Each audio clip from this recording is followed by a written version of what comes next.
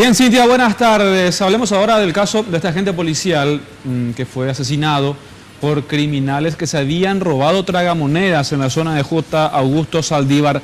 Habló la viuda de este efectivo policial y evidentemente lamentó, ¿no?, las condiciones precarias, dice ella en la que trabajan los agentes policiales.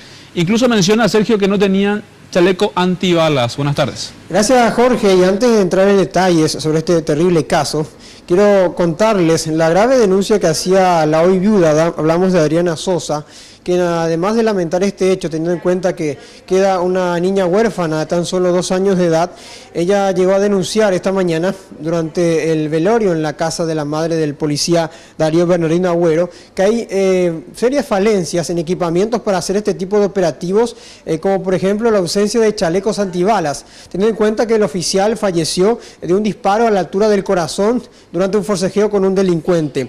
Incluso dijo esta mujer de que esto debe servir de lección para que las comisarías estén bien equipadas para este tipo de operativos cuando tiene que hacer alguna persecución a los delincuentes. Precisamente vamos a escuchar a Adriana Sosa sobre este tema.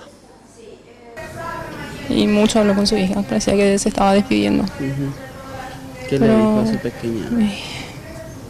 Su todo, ¿verdad?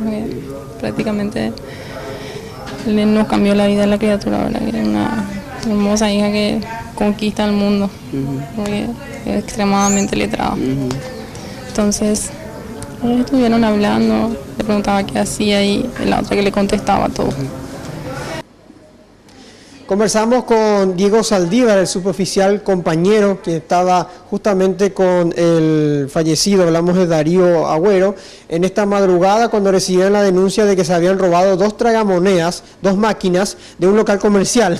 Habían seguido a este vehículo color gris hasta una calle vecinal donde altearon a estos delincuentes quienes estaban alcoholizados. Uno de ellos por lo menos se quedó en el momento de la detención del procedimiento, pero otro escapó. Ahí fue donde el policía fallecido lo buscó, hubo un forcejeo y recibió el disparo a la altura del corazón. Justamente este suboficial lamenta este hecho y nos da algunos detalles sobre este procedimiento, al igual también que un testigo también confirmaba de que el procedimiento fue bastante complicado, teniendo en cuenta que de la calle entraron también al patio baldío de una vivienda particular.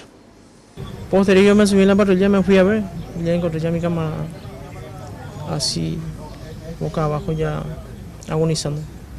Ahora dónde me la ruido, la sea dije la yo sea por lo menos ya jamás pues no sé algo me la y vete porque te iba como la tío te voy.